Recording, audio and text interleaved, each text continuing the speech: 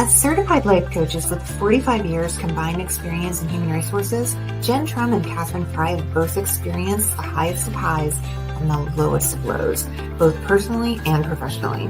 And what they each know to be true is this: our mental, physical, and emotional health are the essential building blocks in order to thrive and shine in the field of HR. So in a first of its kind podcast, we'll be getting real and to discuss and share what has contributed to both our struggles and successes, with the goal of inspiring women around the globe to stand tall and take the necessary action to both thrive and shine in HR. Here are your hosts, Jen and Katherine. Welcome to Thrive and Shine HR. Jen, episode 31. Can you believe it? 31. No, not really. 31. I just heard like threes are really lucky numbers, right? Have you heard that? I have heard that before. Okay. Yeah. I was thinking of that on my way. I was driving home from work to come home to do the recording, and I'm like, what is the significance of 31? And it's so funny. I'm always like kind of thinking in that way, but I couldn't come up with it. But you saying that threes are lucky, we'll go with that. That sounds great. We're just gonna roll with that. I mean, maybe the luck of episode 31 is about you telling us about meeting Keanu Reeves. I need to know. Tell me everything. Oh my gosh. So it's so wild that this particular episode is on authenticity, because having an opportunity to meet Keanu Reeves a couple weeks ago, there was not another person on planet that I've ever met that is quite as authentic as this guy. So I have a friend who is neighbors with the lead singer of the group Dogstar. So if you're familiar with the group Dogstar, it's a rock band that Keanu Reeves is a bass player of. Amazing. And a couple weeks ago, they came and played at here, little Jacksonville, Oregon. Dogstar played. My friend invited me to go as her guest, and we got backstage passes and got to meet Mr. Keanu Reeves and got to take some pictures with the band. But it was a surreal moment. It was truly a surreal moment where I felt like, I was able to really thank him for what he does in the world. And that was cool, right? Like to actually be able to communicate to somebody who you really admire. Yes. It's been about 4 years now since COVID that I've always been somewhat of a fan. You got Bill and Ted's Excellent Adventure, and you've got Point Break, and you've got Matrix and Speed and all of these things. But about 4 years ago during COVID, there was a book that came out called What Would Keanu Do? Have you ever heard of that book? No, but now I'm going to read it. Yeah, so a book that came out called What Would Keanu Do? And then there ended up being like all these memes online and all of that. And that's when I really started to become more of a fan of his. Yeah. Just the actor was like, here is this person who really represents himself, very, very true to himself. And so it was, so cool to see that all come around and have an opportunity to shake his hand a couple weeks ago. So wow. Yeah. That's amazing. I mean, did he have a response when you said, thank you so much, or you're my inspiration, or whatever words you should do? Did he say anything? Yeah, he did. I mean, it was a brief conversation. I actually first wished him happy birthday because he turned 60 just a couple of days before we went and saw the show. Yeah, Keanu Reeves is 60 years old. He looks good. I know he does. So I wished him happy birthday. I told him I also had a milestone birthday this year. He asked me about my birthday. He said, happy birthday to you. Yes. And then I said, thanked him for, all he does. And he's like, oh, or how did he say? He's like, it's such an honor, and I'm thankful for, everyone and all that they do. Or I don't know. He kind of does what he does and kind of put it right back in like this very humble way. And that's exactly what you get, when we saw him in concert, was a very, very humble, down to earth, human who, I think will tell you like it is too, I guess, and talking with Brett, who's the lead singer of Dogstar, and getting to know him a little bit, because we spent about an hour backstage, at this concert, and got to talk old memories. We went with my friend and her mother, who, they lived across the street from this guy when he was a kid. And so that was so funny, just hearing all these kids of them when they were kids. Anyway, what they had said about Keanu is like, you get what you get. Like if he is not, not having, the best of the day, he's going to be very honest about it. And that I think too takes a lot of just courage of just allowing his true freak flag to fly of whatever it is, All right, I'm going to cut that right there. True freak flag to fly. That right there is like a quotable moment already. And we haven't even started. Moment as we talk about authenticity of freak flags. Yeah. What a cool experience. Oh, thank you. Yeah, it was pretty exciting. Pretty exciting. How is your week going? How's everything going for you this week? Well, I am down in Telluride, which is amazing. I love coming down here. I love all the people I get to work with down here. Similarly to you, although this man is not famous, I had a meeting yesterday. I went out to a 3-hour lunch with a gentleman who runs a boutique health insurance company, and he was just put on the board of Delta Dental. Do you have Delta Dental in Oregon? Because they're nationwide. Yeah, we do. Yeah. So he's been in the HR space and the benefits space for a long time. I showed up as who I am. I have never felt such an instantaneous human connection with a man in my entire life. And not in like this sexual way, but it was like, man, I am being me and he respects me. He appreciates me. He's asking really interesting questions. And we had this 3-hour lunch of just authentic connection. And it meant the world to me, and I haven't stopped talking about it. So I'm on cloud 9. That's awesome. Really, I mean, as a coach, I know to do the thought work, but I spent time with somebody who was just like this shining light, and it helped my light shine brighter than it has in a while. And I can feel it. And I know people that I did a workshop today down here, and people could feel it. You know, when people come up to you after you've done a presentation, they're like, thank you so much. I'm going to call you. That was really amazing. I wrote down all your contact information. This was incredible. And it's like, I did a good job today. I shined my light today. Yeah. I love that. Yeah. And he really inspired me to just keep shining my light and being me. And all I could do was think about episode 31 about authentic leadership and owning your style. I was like, I can't wait to get on the podcast with you. Because we talk a lot about who we surround ourselves with matters. And I haven't had an experience like that where all of a sudden my light was just like, ding. It matters, you know? I do. Okay. I know you do. I know you do. But yeah, I have that with you. I've had that with certain women in my life. I don't know if I've ever had it to this extent with a platonic male partner countertop. I don't know. It was wild. It was wild. So anyway, so I'm having a ball. I'm having a great week. Just glowing. I love it, Kathy. You are truly glowing. I'm having a great time. I really am. But, you know, Jen, let's just dive in. I mean, when you think about authentic leadership and owning your style, what does that mean to you? What does that mean for you? Oh my gosh, this is going to get a little woo-woo.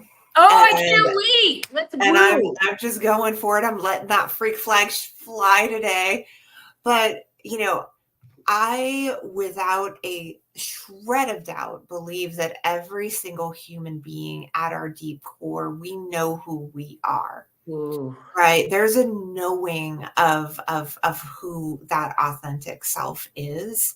And yet, you know, the truth of who that is ends up being clouded over. Based on the programming of, you know, how we were raised and, you know, what then became, you know, part of patterning or expectations from others and people pleasing and all of these things. But the truth of who you are, the truth of who I am, we know. And so, you know, the authenticity of, you know, what it truly means to be a leader and owning what it truly means to be a leader is the shedding and the uncovering of what that truth is without any without any like apologies, without any, trying to glass over or, trying to shadow over any of the deficiencies and the weak spots, is owning the truth of the things that we're not always on top of or that we don't always get right. Right. I think there's a lot of, and that when it comes to like the truest authentic selves to be, the leaders that we want to be, it's finding our way through that, right? And then giving permission to others to do the same.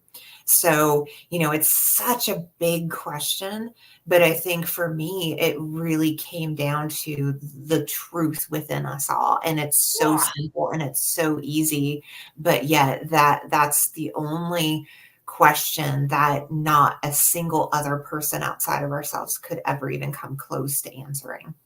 Amen.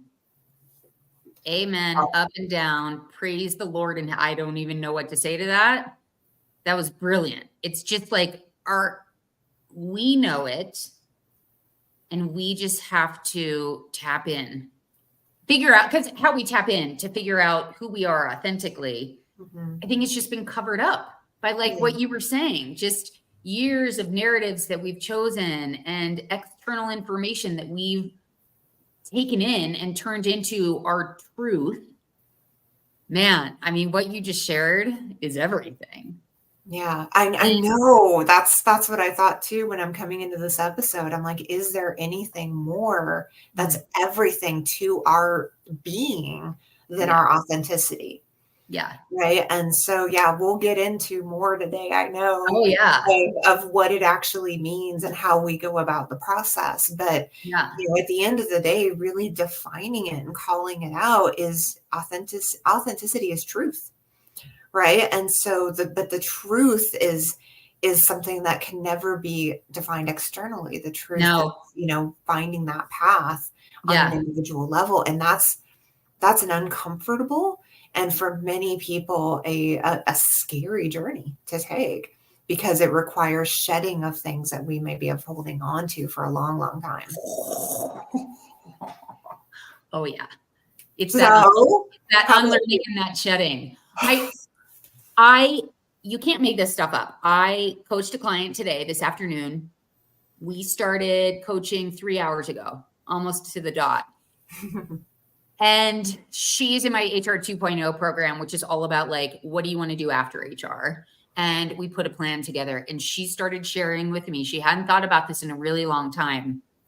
But when I think she said she was 12, she drew stick figures of what she wanted to be. And it was a translator and it was a teacher. And here she was, like she had all these careers before going into HR. She's been in HR and she's like, this doesn't feel right. This doesn't feel right. There's elements of HR I love, but HR is not for me. So we've kind of been unraveling her authentic self. And man, I mean, the emotion in her face when she was sharing that with me today, I was like, there's her truth. Right there. What a beautiful moment that is. For her to invite me in and share that with me, we've got to take the time to figure out who we are authentically, or we will forever feel like we're in some kind of a straitjacket, I think. And you and I have both done the work. But let's I want to kind of go on to our next question. Have you always led authentically? Let's just start there. Have you always been authentic, Jen, in the workplace, in HR? Love that yes, no question. What's that? We always try to avoid yes, no questions. I was like, there's a straight up yes, no question, but something tells me you're going to elaborate. I think there's a part of every one of us who is always trying to grasp towards wanting to be authentic, right? It's such a like part of like, I think the human a human desire. We all want to be accepted and appreciated and valued for who we are.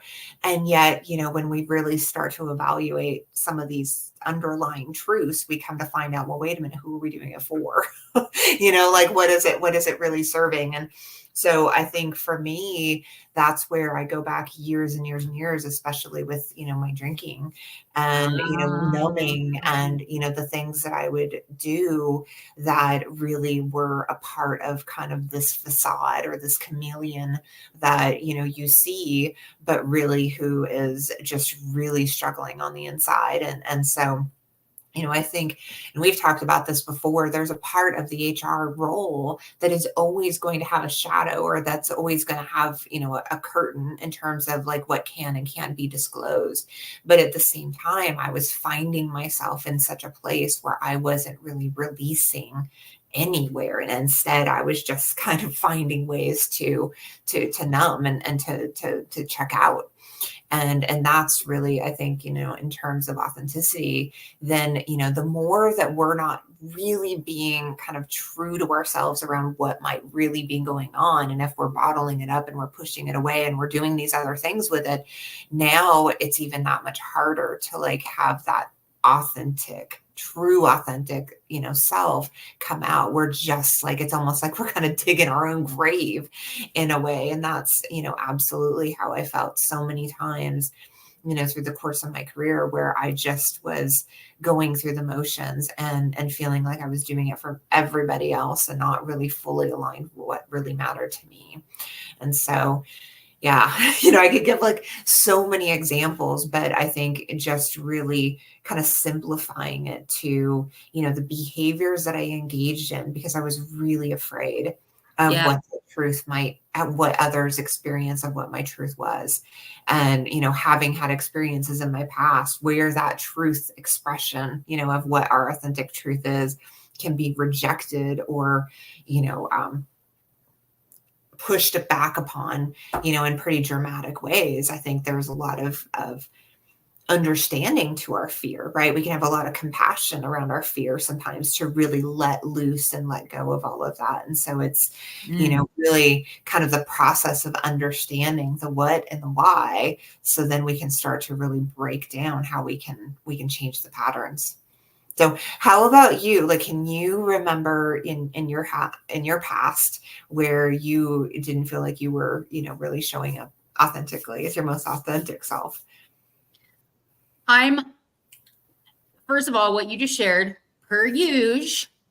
Now I'm like, yep, I just can relate, especially the part of escaping through alcohol.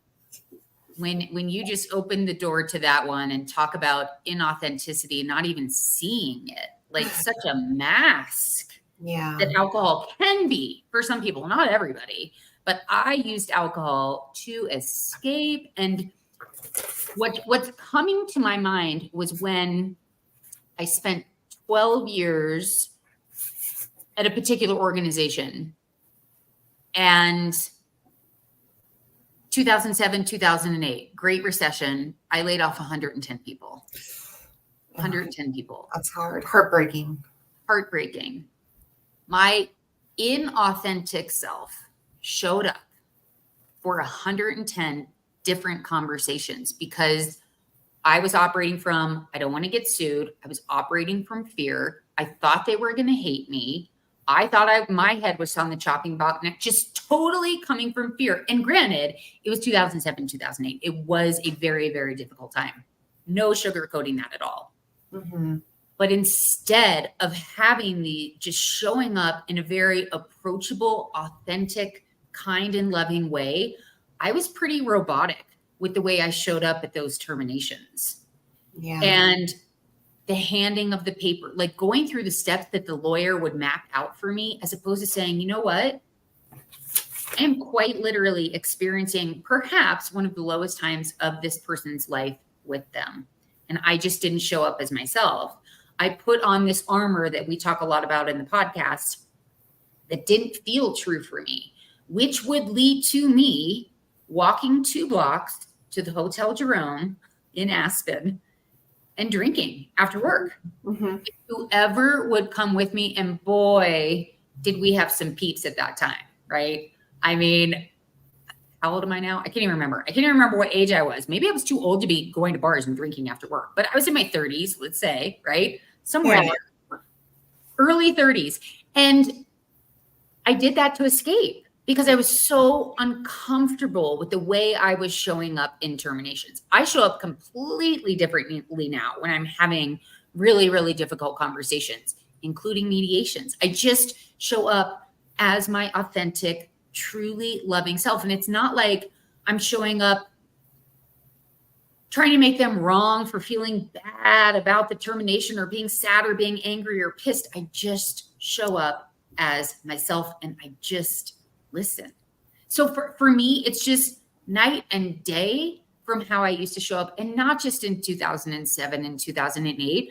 I was just like, if you can imagine a ball rolling down the hill and picking up speed, that was me from the time I was 21 until the time I kind of hit rock bottom. I mean, I was just anxious and more anxious and more anxious and more inauthentic because that's what I thought an HR person was supposed to be.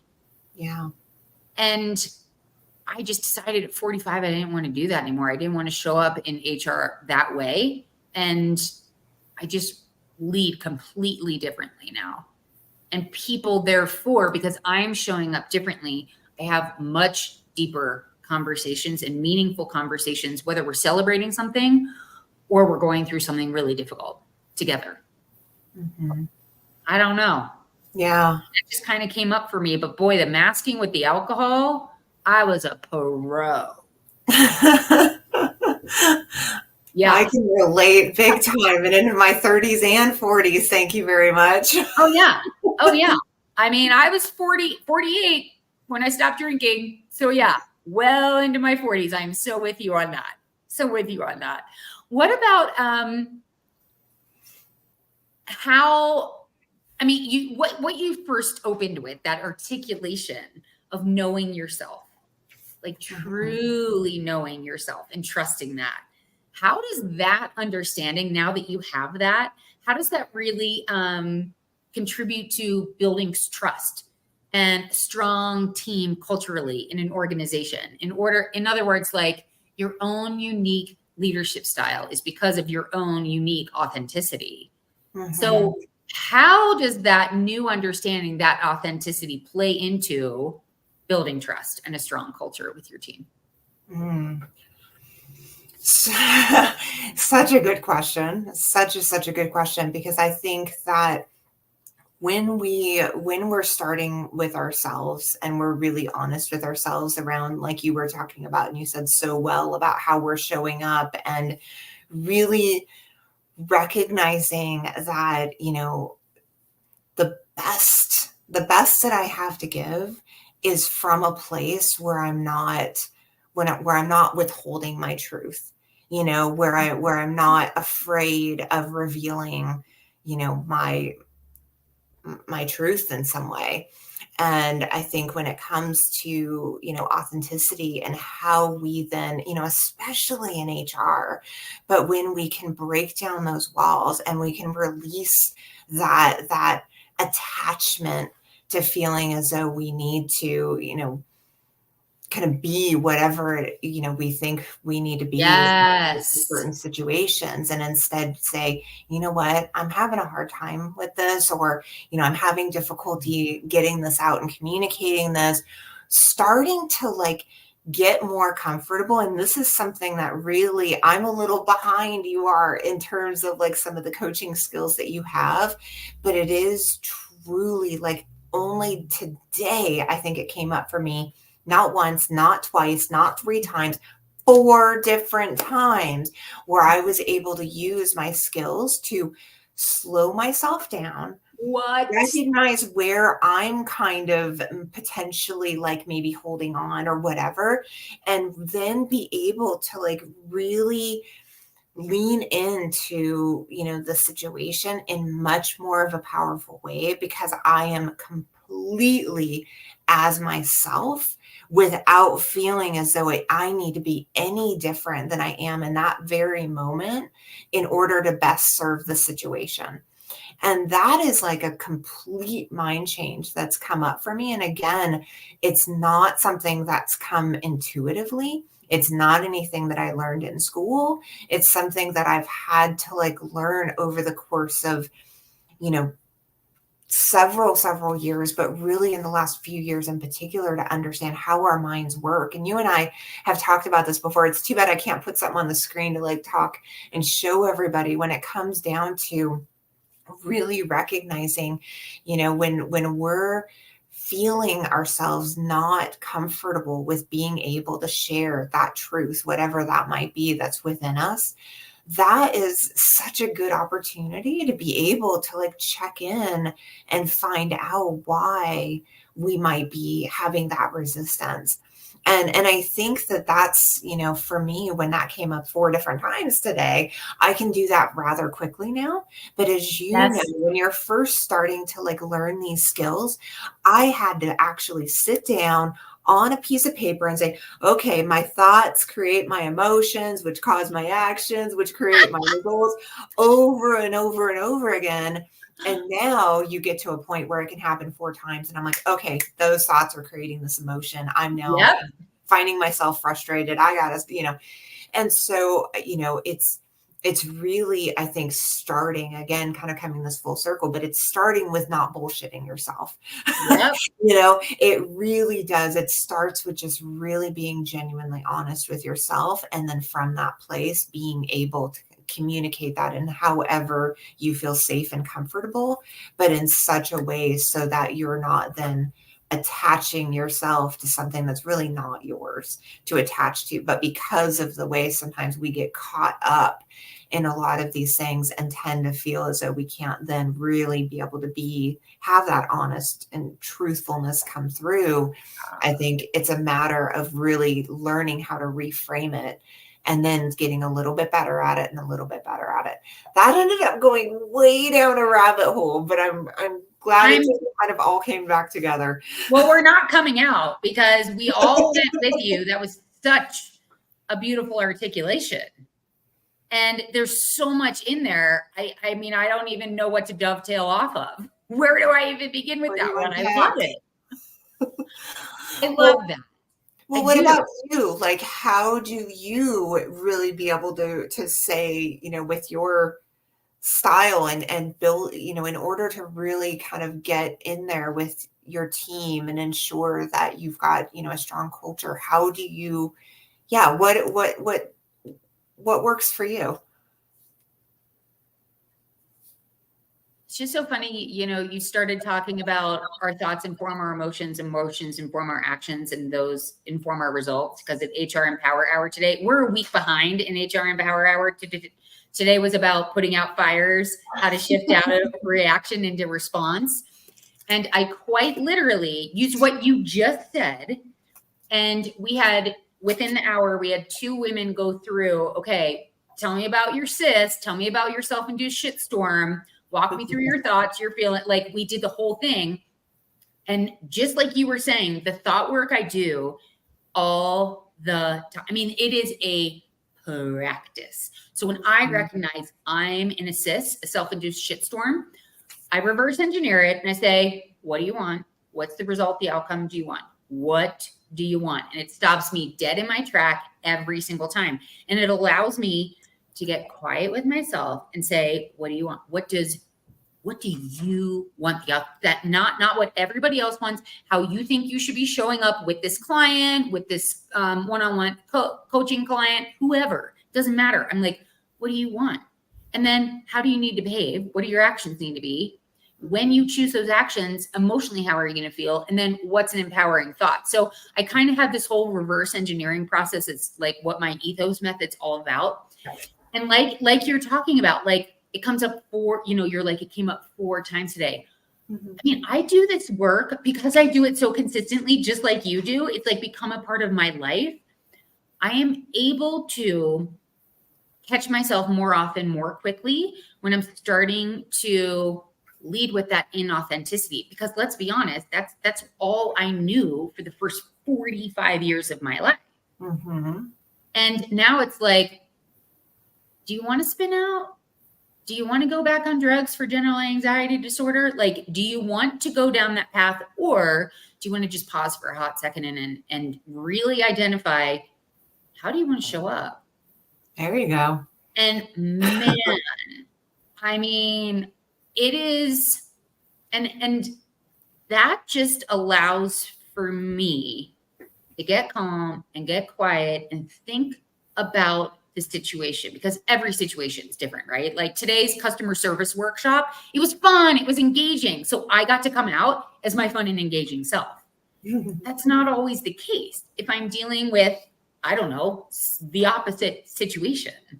So for me, it just allows me the time to pause and think and say, who do you want to be right now? And that alone just allows me to decide.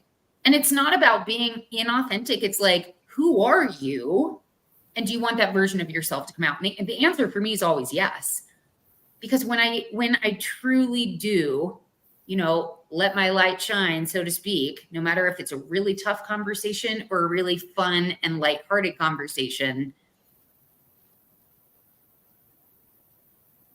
it is just 100% of the time received better. And I know that quantitatively, but also qualitatively. Like it just feels different. Feels good. Yeah. Cheers to that. Cheers to that. Totally.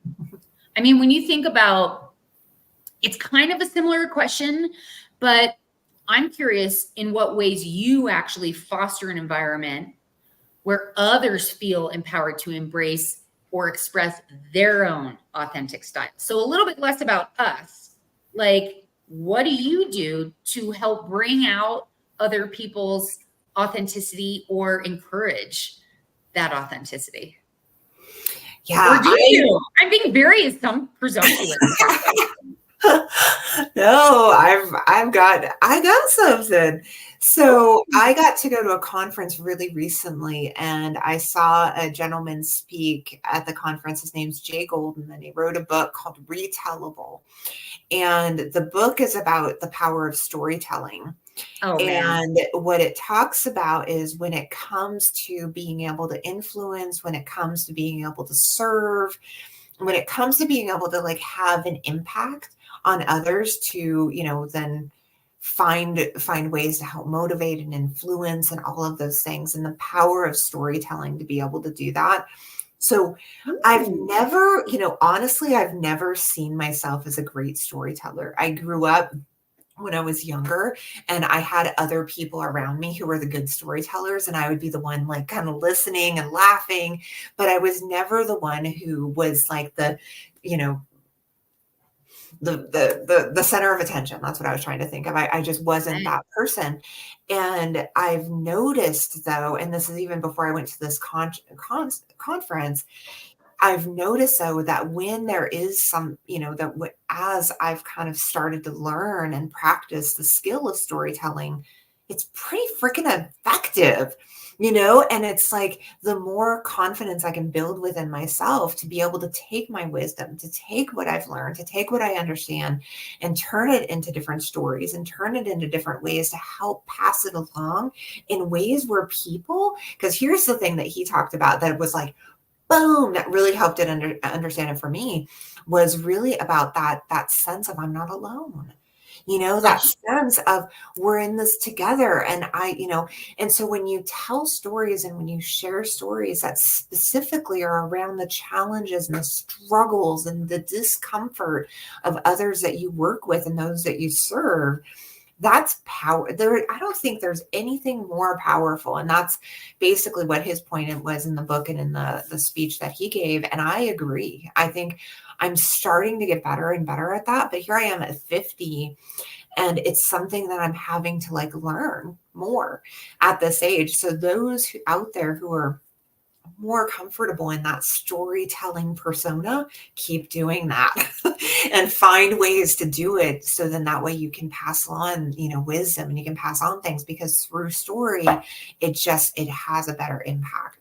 And, for those who are not so comfortable with it, like myself, and for like others out there, start practicing that skill, little bit here and there, more and more, helps get that more comfortable. And within really recognizing the why behind it, that the stories truly are what can help people in terms of like that connection and that awareness when we're stuck, and that recognizing that connection between others.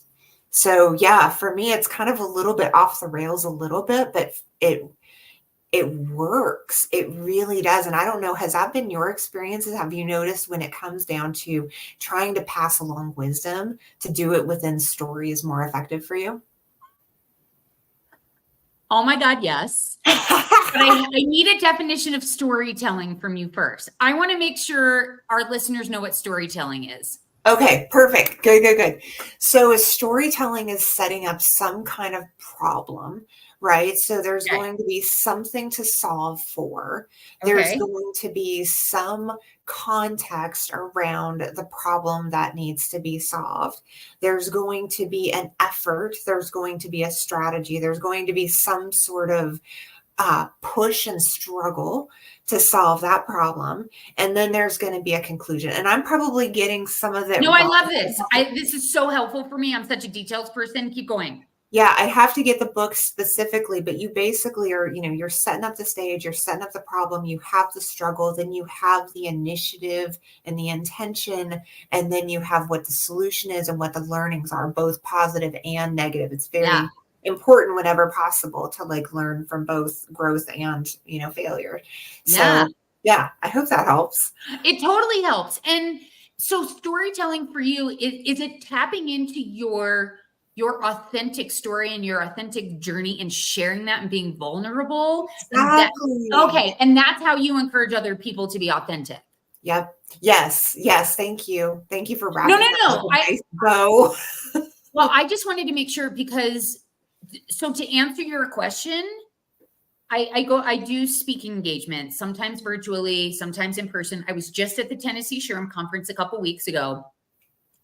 And my story that I shared about my narrative of why I thought I was stupid until I turned 46. And I went into all the details about having a speech impediment, about being diagnosed with a learning disability, about my sister going to Vanderbilt, my brother going to Johns Hopkins on a Fulbright, like just all of these ultra smart people around me, and how I, at some point, inauthentically decided I was not smart. And once I saw that story for what it was, speaking of storytelling, a little ironic, but once I saw that narrative for what it was, I was like, but there's so much evidence that I'm actually really smart and that I love human beings. So when I shared that story, the room was silent. And this is truly how people were looking at me. I mean, the people, you're right, love stories, and it's a skill. It really is. And I love that you went there. I was not expecting you to say storytelling. I love that you said storytelling. And I think that is a beautiful way to say, I'm human too. And when we open up, because this happened in my customer service training today, it wasn't me being vulnerable necessarily, because I was leading a workshop, and one of the women in the workshop started telling a story about her worst. I mean, I asked the question, I teed it up, her worst customer service experience. And she went into detail, and we use that as an example, blah, blah, blah, blah, blah. Really, really impactful, to the point. At the end of the workshop I was leading, I asked if people got good stuff out of today, if they learned something, and everyone was like, yeah. And this one woman raised her hand. I was like, yeah. She's like, I don't feel alone. I don't feel alone anymore. I work for a small retail shop. I thought I was the only one who felt this way about shaming myself, wishing I could do things differently when it comes to customer service, and just kind of this blame game and not understanding, because of course I go into the human brain. That's another technique I use so that people don't feel shame. I'm like, that's just your amygdala. It's being judgmental. It's okay. I'm going to help you tap into your prefrontal cortex and start moving forward. Right. And I explain the human brain, and people are like, oh, there's nothing wrong with me. My brain's just doing what it's supposed to do to keep me safe. And there's a different way to show up that is still authentic. And it's actually like the most evolved, the best version of ourselves. And just, I mean, I have the coolest job. So to dovetail off what you said, yes, whether it's like my storytelling that is super effective when I am in a speaking environment, but also facilitating those conversations and asking the question and inviting that vulnerability and inviting that storytelling amongst other people in the workplace. Because sometimes, you know, if something's coming from HR, sometimes it's perceived a certain way, sometimes it's not. But when you start going like sprinkling those, you know, those high cues, those questions in and getting people from different departments to start talking, or in today's case, different organizations, people really felt that sense of community, like, oh my God, I'm not alone and we're in this together. It was so cool. So yeah, exactly. Yeah. Storytelling. And it's not even that hard to pull out that storytelling from other people. Give me an example of a time when blah, blah, blah, blah, blah, blah, blah. Mm-hmm. And people love to be heard. It's kind of cool. Yeah. Yeah. And people really love to, you know, it's such a powerful thing to feel as though you belong, you know, to feel not alone. And I think that deserves to like be resaid again, because I think so many of us suffer in silence. And so to then have that hand that goes out, that, you know, whether the story is a little vulnerable or, you know, has, you know, that humility to it, just that it's true, you know, that it's like, hey, I understand. And I think that just goes a long, long way, even if, you know, we're not practiced in the skills of storytelling. Just do your best, you know, just put it out there and have that truth out there. And people really, really respond to that because of exactly what you said and, you know, what I'm saying as well. And it's just a matter of saying, hey, if I really want to help others and encourage others to be their most authentic selves, you got to live it. And part of living it, I think, is then sharing and saying, hey, I stumbled flat on my face as well. Let me tell you about it.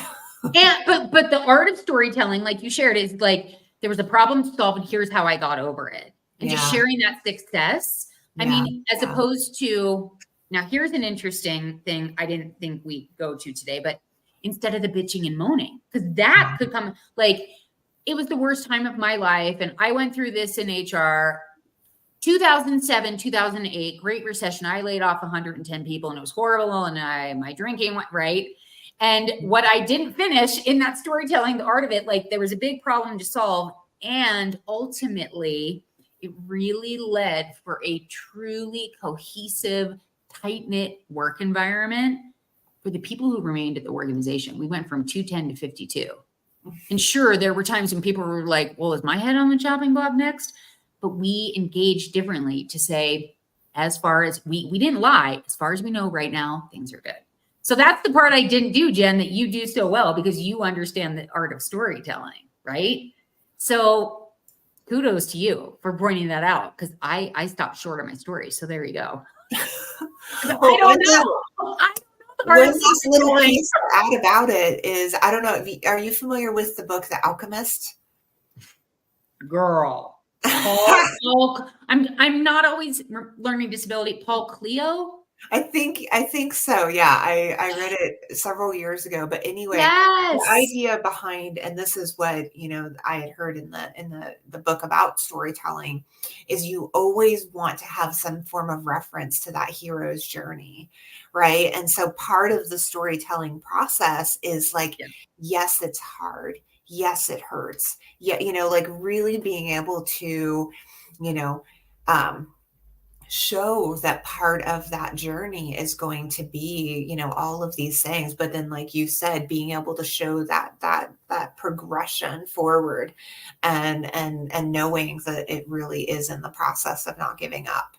And that's really, I think, the power of that storytelling. But again, like it comes back to that authenticity for myself. And I wonder if I would have ever been anywhere near as good at being able to start doing this in the way that I am if I wasn't in a place in my life where I am gut checking honestly, right? Am I really truly showing up as my honest self right now. And if something is triggering me to like, check in with that before I feel like I'm presenting something that's not going to be fully authentic. So that's part of it too. And I think that too takes, just that, time to be able to start to kind of assess and do those gut checks and then continue to speak as authentically as we can.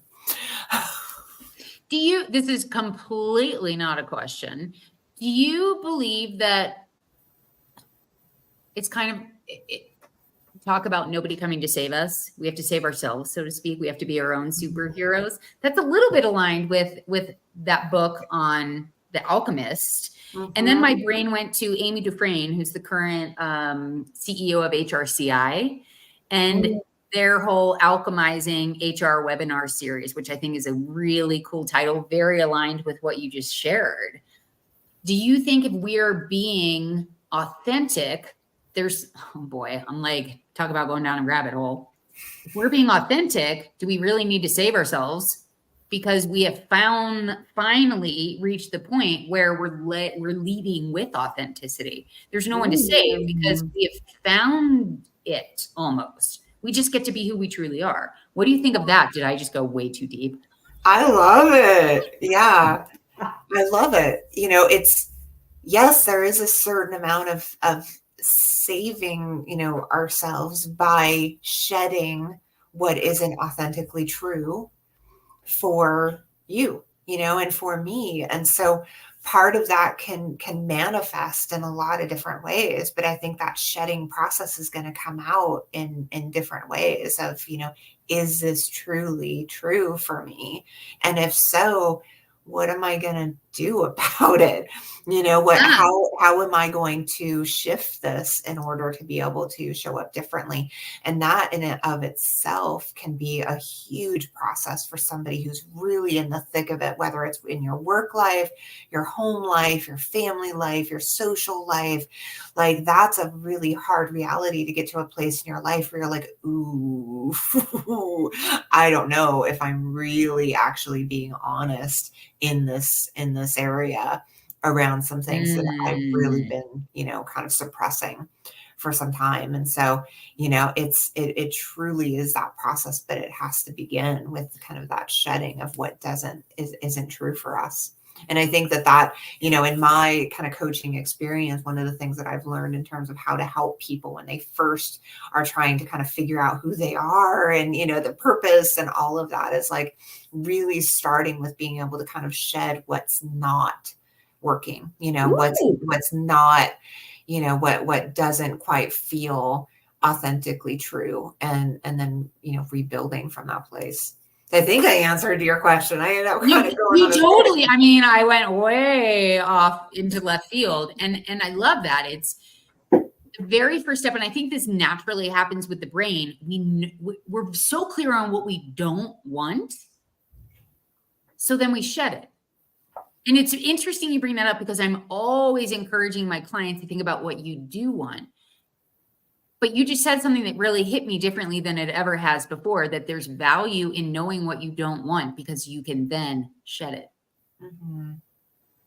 Yeah, I think a lot of times, because it's almost like this added extra weight, right? And so the way that you can look at it is, we're trying to kind of build on and we're trying to grow and we, have these dreams and desires, but yet you almost got these, these weights that are hanging on to us because we're not yet comfortable or confident in releasing those things that we deep down, again, this gets back to the first couple of minutes, deep down, if it's really not working and it's holding you back and it's, you're really struggling with something, that doesn't quite work, for you, or you're just not feeling confident enough to be able to speak it, speak truth to it. And so, that's an individual journey in so many ways. And I would encourage anybody who might be stuck in that place, whether it's at work or home or whatever, to make sure that, you've got that support. We're probably getting into that question, but that support and trying to kind of help flush that out, because again, starting with what I do want or what I don't want, either way, it's going to be a process of identification of the the authentic self. Yeah.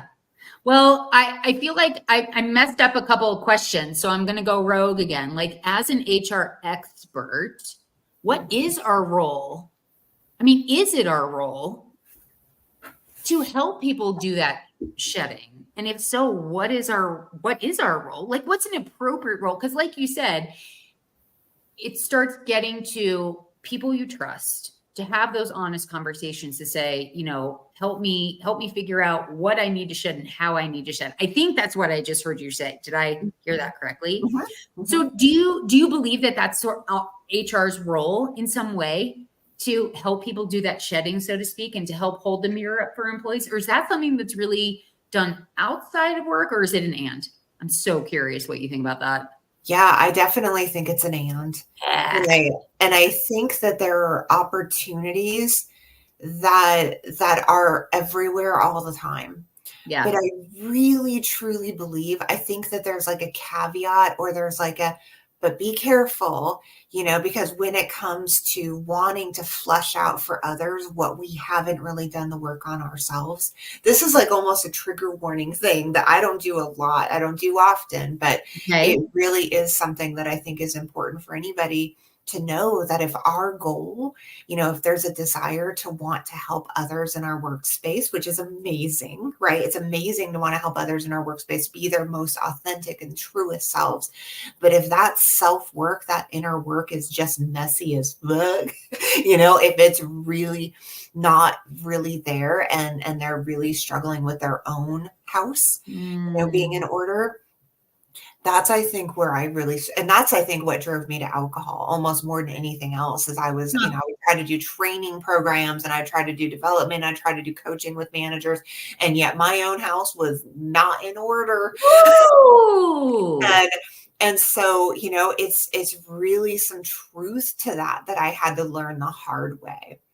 Is until, you can truly have that solidified within yourself, and then you can give from that place, like you said a little bit earlier. And I believe that without a shadow of a doubt, around how rewarding that is for you in your role to be able to do that, because the house is in order. Right. And then from where you're giving, from that most authentic place, it's like sparks fly. It truly is. It can be almost magical, because deep down that you're not holding back. There's nothing that you're afraid to release because of fear of judgment or fear of rejection or whatever. Right. And so, I think that that's a huge, huge thing. And so as an expert, I would just say proceed with caution. That's my expert opinion. I think that's super important, because as I reflect back on, I almost feel like I had a brain transplant, and I call it brain rehab, what I went through between the ages of 45 and where I am now at 49 is proceed with caution, because I was a very unhappy, anxious person, both in HR and outside. I didn't understand I had victim mentality. I didn't understand how I impacted other people with my constant bitching and moaning and complaining. I was so unhappy at work, and I escaped through alcohol in all the ways. And once I realized my life didn't have to be that way, and I figured out how to get out of that unhappiness, going back to I just want to beam happiness all the time, because I truly am happy. And I have absolutely lost some people in my life, and even my professional life, because there are people who don't want to be around happy people. And I am okay with that. Unless I'm dealing with a termination. No, truly. It's literally ever present in my life. And I had to be okay with that. Yeah. I had to say, you know what? I want to let my light shine. And I want to be around people who also want to be in that light, and they don't judge me and put me down. And I have a lot of empathy for people who are like, I don't want to look at that light, because I was that person. And I am okay with really showing up differently, especially in the HR space. And I'm okay with it, because I'm happier, and it just sort of attracts other happier people into my life. Yeah. it's going to attract the people who are most meant to be around you, and it's going to repel those who never were. Right. And so it's not easy, but it's your truth. And I can relate to that so I know hard. you can. So yeah, I think that's beautiful. And whether that, for anyone listening or watching, whether that's your happy self, whether that's your serious, it doesn't matter what it is, you will attract and you will repel when that truth comes out. And it Yeah. is, Yeah, that's fair. it's a tough one to swallow, Yeah. but good for you. Well, I can't imagine once I had that realization that I'd been living in a straitjacket and I was so uncomfortable and it led to serious health complications for me. Yeah. If I wanted to live, I mean, for even just a couple more years, because it won't get too depressing here. I had to get rid of the straitjacket for my own health. Mm-hmm. I couldn't try to be this person that I wasn't naturally anymore. And it was so freeing. And you're right. It's a change for other people. At least in my case was. Mm-hmm. And I have no regrets. I can't, because I'm just happy. Yeah. When you've already given some advice for our listeners, do you have any other advice that you'd like to impart when it comes to leading authentically and fostering that work environment of authentic leadership? Any advice? Yeah, I think, we were going in that direction just now, that as you were talking, it just really had my mind going about how, and the answer I was going to give is not quite the same, but it's in a good way, because really, to be able to help others really understand that the journey of becoming our authentic self is going to be so beautiful, is going to be just such a beautiful adventure to try to figure that out. But it's also going to come with those potential consequences around those who may not appreciate that truth. And, having that happen to myself by family members, that's such a hard reality to face. And then to be able to say within myself, but it's my truth. Right. And I think that that's really where you were at and what really gave me chills, because at the end of the day, people will always try to tell you who you are.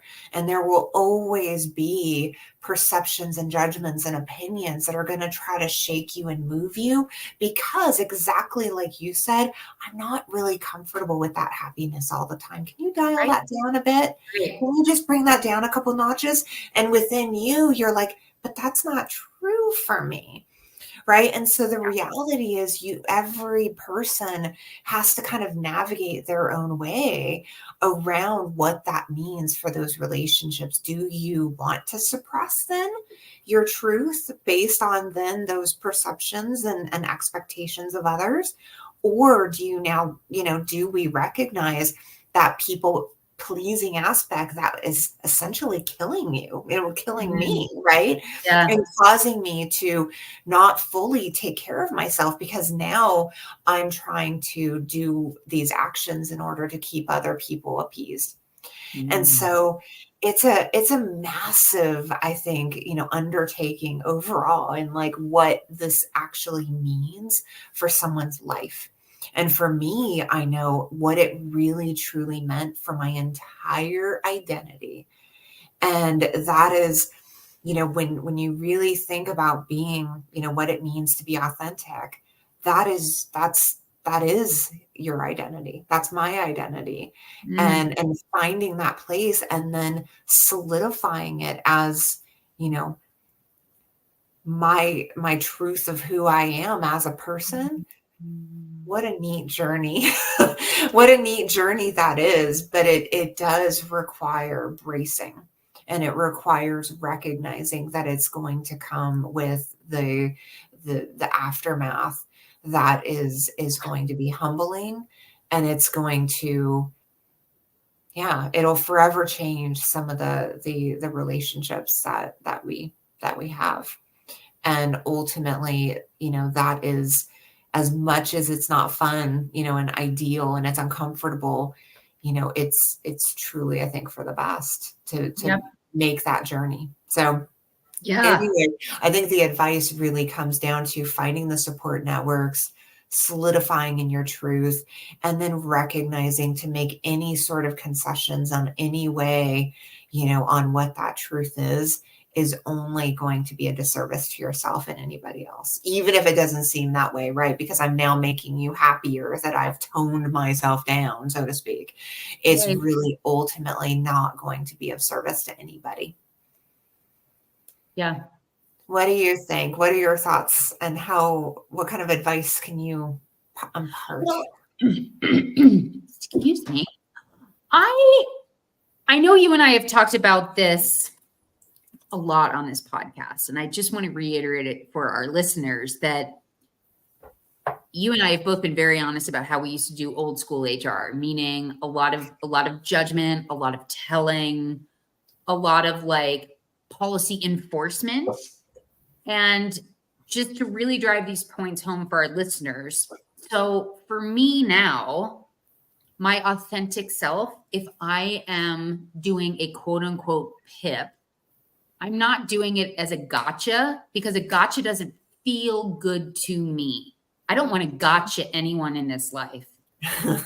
Like that felt so disingenuous to who I am as a human being. Yeah. So I'm not saying Susie Sunshine comes up when I'm having a crucial conversation with somebody. I am just showing up differently. And it's what's going on. Here's the behavior I've been seeing. Mm-hmm. What's going on? Are you okay? Talk to me. And I just show up in that. For me, that's authentic.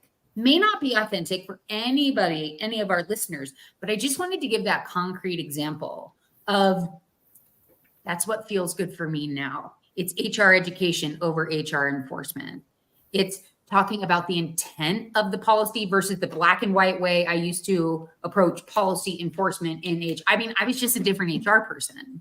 And I'm not saying that's right or wrong or good or bad. All I'm saying is the way I HR now, it just comes out naturally. I get to show up at work instead of being afraid of a PIP and like, ooh, maybe I'm going to get sued. I don't think that way anymore. I don't come from that fear. I come from like, I want to help you. What's going on?